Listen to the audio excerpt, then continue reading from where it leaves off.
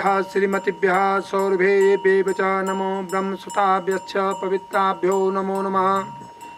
ओम ययार्ध्यो यया पृथ्वी यया आपो गुपिता इमां वसां सहस्रधारां ब्राह्मणस्यावधामसि। सर्वकामदुदे देवी सर्वतीर्थविशेषिणी पावनी सुरभि श्रेष्ठे देवी तुभ्यं नमो नमः। अतः परं प्रवक्ष्यामि पंचगव्यम उत्तमं पावनार्थं द्विजातीनां इहलोके परत्र च।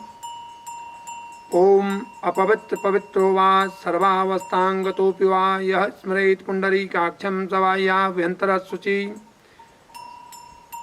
यह श्लोक हमारे पंडित ब्राह्मण शुद्धिकरण के समय साधारणतः बोलते रहे हैं। यह एक नहीं, हमारे श्रेष्ठ मुनियों ने अनेकानेक अनुसंधानों के बाद निश्चित किया है। आप देखते होंगे कि जब भी सनातन में हवन, यज्ञ, विवाह आदि संस्कार या धार्मिक कार्यक्रमों में ब्राह्मण लोग सर्वप्रथम शुद्धिकरण के लिए अपवित्र पवित्रो वा सर्वावस्थांगतोऽपि वा यः स्मरेत् पुंडरीकाक्षं सवाह्याभ्यंतरः शुचि उपरोक्त मंत्र बोलते हैं और 3 आचमन जल पिलवाते हैं। गोविंदाय नमः, माधवाय नमः, केशवाय नमः, इस प्रकार से 3 आचमनी जल पिलाते हैं। तो उसके पीछे जो विज्ञान था उसका धीरे धीरे ह्रास हुआ और हम आज सिर्फ गंगा जल तक सीमित रह गए हैं। सनातन धर्म में शुद्धिकरण के लिए पंचगव्य का पान रखा गया था और कुछ स्थानों पर अभी भी कुछ समयों पर हम पंचगव्य पान करते भी हैं।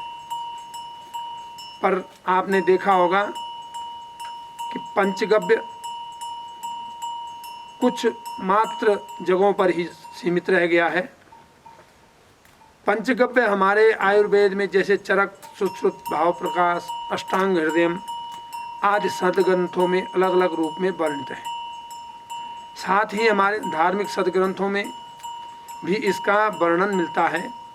जैसे पराशर, प्राश्चितेंदुशेखर, आपस्तंभ, अग्निपुराण, गरुड़ पुराण, अनेक ग्रंथों में इसका वर्णन है। गोमूत्रम गोमयम क्षीरम दधि सर्पी कुशोदकम निर्दिष्टम पंचगव्यम तु पवित्रम मुनिपुंगवे।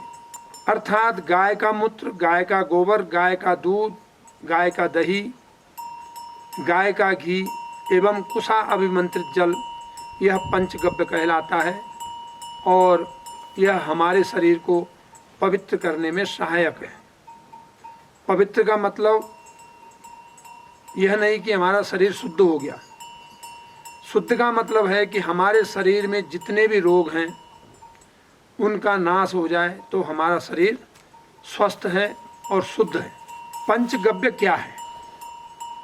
गव्यम पवित्रम च रसायनम च पथ्यम च हृदयबलम बुद्धि स्यात् आयुप्रदम रक्त विकार हारी त्रिदोष हृदयोग विषापहम स्यात्। अर्थात पंचगव्य परम पवित्र रसायन पथ्य है। यह हृदय को आनंद देने वाला, बल और बुद्धि को प्रदान करने वाला, आयु बढ़ाने वाला, रक्त विकारों को दूर करने वाला, कफ, वात और पित्त के प्रभाव को दूर करने वाला है, पित्तजन्य रोगों और विष के प्रभाव को दूर करने वाला है। यह मानव शरीर की प्रतिरोध क्षमता को बढ़ाने वाला और संक्रमण रोधी परम प्रसाद रूप माना जाता है। इसे ब्रह्मकूर्च नाम से भी जाना जाता है। अब प्रश्न उठता है कि पंचगव्य की आवश्यकता क्यों आ गई?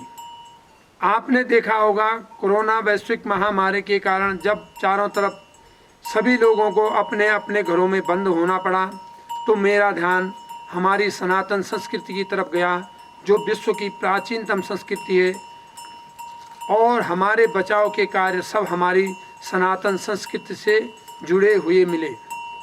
आपने देखा होगा कि उस समय व्हाट्सएप, सोशल मीडिया के माध्यम से अनेक प्रकार के बचाव के काम बताए गए। उसमें हस्त प्रक्षालन, हाथ धोना तक भी शामिल रहा कि इस प्रकार से हाथ धोइए, यहाँ तक हाथ धोइए, इस प्रकार से सैनिटाइजर कीजिए। तो ये हमें प्रशिक्षण देना पड़ा। किंतु सनातन धर्म में इसका पहले से ही प्राविधान है कि खाना खाने के बाद कितने कुल्ला करना चाहिए, पंच स्नान के बाद कितनी कुल्ली करनी चाहिए, शौच के बाद कितनी कुल्ली करनी चाहिए। ये हमारे सनातन में पहले से ही प्राविधान रहा है। मेरा ध्यान फिर पंचगव्य की तरफ गया और यह विलुप्त क्यों हुआ और कैसे हुआ। इसका मुख्य कारण जो मेरा मानना है, हमारा देश पराधीन रहा, मुगलों के अत्याचारों के कारण हमारा समाज मुगलों से लड़ता रहा और जो अनुसंधान हमने अपने धार्मिक और सांस्कृतिक कार्यों पे करने थे उन पे विराम लग गया, क्योंकि हमारी शक्ति लगातार मुगलों के साथ लड़ने में लगी रही।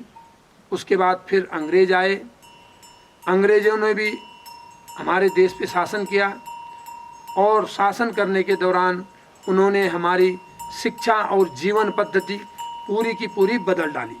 हमारा शरीर पृथ्वी, जल, तेज, वायु और आकाश, इन पंच महाभूतों के संयोग से बना हुआ है, जिसे कि हम पुरुष नाम से जानते हैं।